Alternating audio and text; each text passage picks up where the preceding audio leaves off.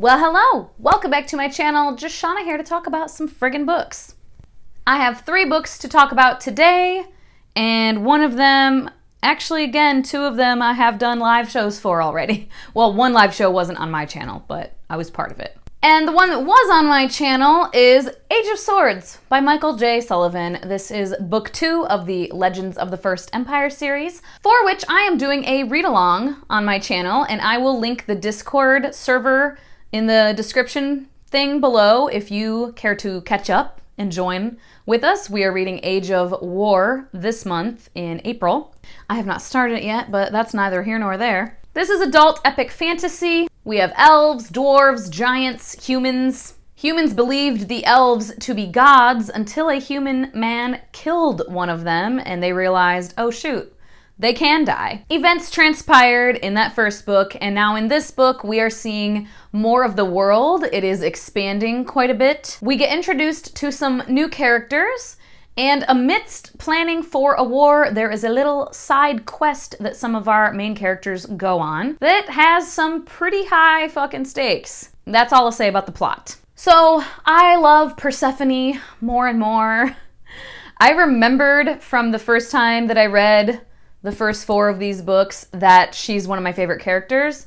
And upon rereading, I'm just like, yeah, oh God, I love her. She's so great. She's such a great character. And we get to know a few of the characters a little bit more, but then some from the first book we aren't seeing quite as much. The women of Dal Ren, who are with Persephone, they in particular we get to know a lot better, and I loved getting to know them. Moya, Bryn, Roan, Suri. We did see Suri a fair amount in the first book, but we get to know her even more in the second one. But we don't see Malcolm or Nifron much, and Wraith either. We don't see Wraith a whole shit ton. We're mostly with those women. Moya moved up in my list of faves for sure.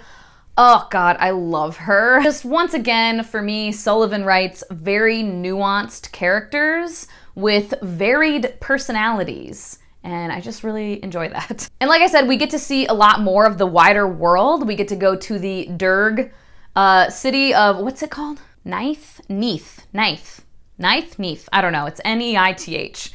And it's this underground city. We get to go there and see all that. And it was very atmospheric.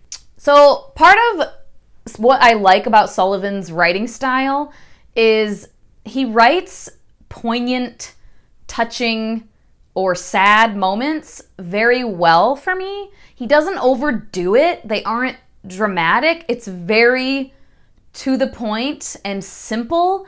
And it, for me, is so beautiful in its simplicity. I talked about that in the live show. If you don't care about spoilers, you can go check that out. I'll have that linked below also. But yeah, it just ends up being very profound for me.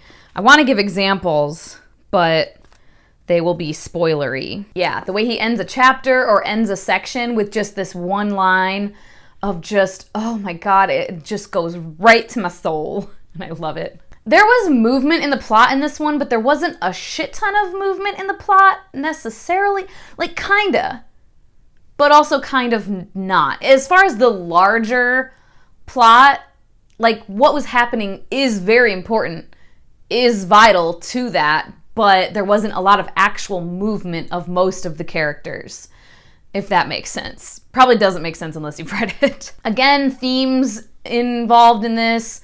The strength of women in particular is a huge thing here. We're directly saying in the book that women just have such a different kind of strength than men. And also kind of a theme of brains over brawn. We see various times where someone being smart and clever ends up beating out over someone just with brute strength. And it like is surprising to people, and that happens multiple times. And kind of also just the strength of the oppressed, not just women, but just people who are oppressed in general, which does include women. So this was definitely a good time. I don't particularly love quest stories that are just solely a quest, but this one I really enjoyed. I felt like it was done well. And oh my God, the end of this book, like the last couple chapters, I forgot how emotional they are. Oh my God, I got choked up several times, and I forgot the very emotional thing that happens at the end, like until right before it was about to happen, I was like, oh shit. That's right. This happens. Damn it. And then I just got really sad. And then it happened. And then I got more sad. And then the way he writes it, he kept like calling back to it. And I was like, I'm still sad. So yeah, again, when a book gets an emotional reaction out of me, it does make me rate it a bit higher because enjoyment and just it impacted me more, obviously. So I gave this one a 4.5. Oh, this other live show was on my channel. I'm a dipshit. I totally forgot. The book is Siege and Storm by Leigh Bardugo. I am doing a reread along with Jessie May and Leanna at Leanna's Library. And yeah, this is the second book. Russian-inspired world, like Eastern European-inspired, well, Slavic, all of that general stuff. We have magical Grisha who do elemental magic. In this book, we see our main character getting more familiar with her powers and kind of deciding what she wants to do with that power. And we have a new character introduced, our good friend Nikolai, and oh god. I love Nikolai so much. Oh, he's the best. He's like the best character. Alina just continues to be bland as fuck.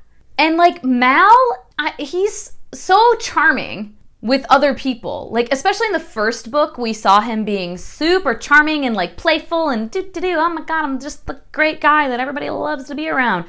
But then when it comes to Alina, he's like pissy and in a bad mood and like morose and mopey, and it drives me crazy. I also don't personally buy their epic love that I'm supposed to care about. I haven't bought into it. We didn't really get any foundation for it. They're childhood friends that never said that they had feelings for each other until she left. And then he was like, wait a minute, I love you. And then now I'm supposed to be super invested in their like epic love?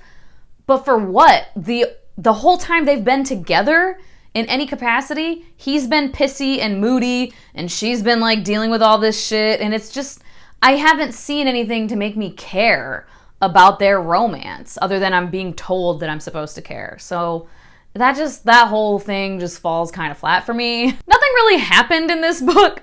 There's like a handful of events that actually happen, but overall, not much is going on. It's mostly Alina observing things, thinking about things, deciding what kind of a leader she wants to be, if she wants to be a leader, blah, blah, blah. And like who to trust. Can I trust them? Should I trust them? I feel like I can trust him, but maybe I can't. I probably can't trust anybody.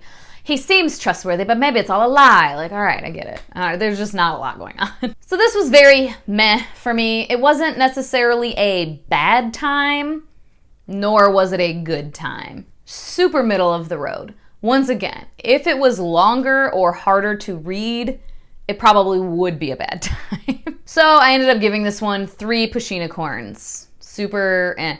But when I think about it, honestly, it might really be like a 2.75. Yeah. I'm gonna give this one a 2.75 actually, because super meh, but like borderline bleh. It's my very official professional rating scale there for you. And the last one I will be talking about today is The Queen of Eoflaria by Effie Calvin. This is self-published, or indie published at least. I've had it for a couple years. It came out in 2019, and I saw the author on Twitter with some just great marketing, and I loved it. So that's what made me pick up the book, honestly. I was like, I love this marketing. And I mean, I was intrigued by the premise of it. It is a young adult fantasy. There is a female-female romance involved. One of our main characters is Esofi, E-S-O-F-I. She comes from the country of Rhodia, or Rhodia, don't know. And people there have magic that is able to defeat dragons. Eoflaria, the country, has a dragon problem, a real bad one. Dragons are just terrorizing the countryside and their people. So they need Rhodia's magic to help them. So there was an arranged marriage set up many, many years prior to the start of this, when these two characters were children, between Esofi, the princess from Rhodia, and then, what was his name? What the fuck? I didn't write it down, of course. The prince, though, of Eoflaria. But then, just months before the betrothal was to happen, he died from an accident. But they still need the help of Rhodia, so they just switch over the betrothal to the sister, the princess. I think her name is Adele, is how I would pronounce it. A-D-A-L-E? Adele? I wouldn't think it would be Adele. I don't know. At any rate, she's the princess, the younger sister, and in this world, people marry whoever, and it doesn't matter. And they even have a magical way of reproducing if it is two women or two men together, if there are royals. So they have this magic change they can do for a period of time to reproduce and then have biological heirs. But at any rate, so that's who is set up to be married now. But Adele was never raised to be a ruler and wants nothing to do with ruling, so she's like, fuck, I don't want to do this shit. Whereas Sophie is very much all about her duty and what she needs to do for her country and now for Eoflaria as well. So she does have the option, though, to pick a different heir, these two cousins of Adele's, if she so chooses, and things go from there. So this is a novella. It's quite short, and as is typical with shorter... Well, is it a novella? Does it count as a novella? I don't know. It's like 235 pages. I don't know if that counts, but it's a shorter book at any rate. And as per usual with shorter works, I didn't necessarily get super invested in the characters as much as I would have wanted to, but I did enjoy them. I liked the characters and I thought they were well written. The two main characters I'm talking about, because that was one thing. The side characters fell a little bit flat.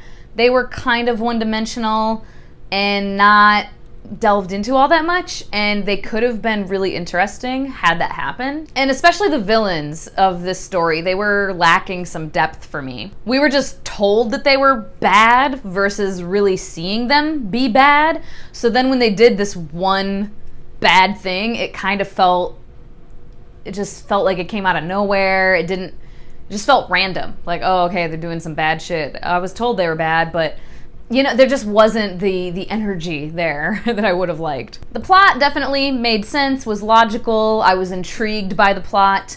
The pacing was a bit off for me, though. We had scenes that were more action-based, and they were kind of pivotal moments for the larger story that felt incredibly quick, over in like a page and a half. And then other scenes where someone is like researching in the library that lasted half of a chapter. So in that regard, the pacing was slightly off for me. And this ended up being a fine time for me. Since it was a little bit shorter, the parts that didn't work so well for me, they didn't last that long, right? So I didn't hate them, but there still were some things that didn't work super well for me. I'm curious to read on, but I don't know for sure yet if I will or not. It's also, just look at this cover. I mean, it's so pretty. It looks very sci-fi-y, though. I was expecting it to be like sci-fi, but it didn't actually feel that way. At any rate, I ended up giving this one 3 Pushinicorns. Perfectly fine, but didn't blow me away. And there we go. Those are the 3 books I'm going to talk about today. Leave a little emoji if you would like to just say hello, but you don't have any further commentary. Like if you feel so inclined. Subscribe if you feel so inclined and haven't already. And as always, thank you so much for your time. Hope you guys have a wonderful day, and I will talk to you later. Bye-bye.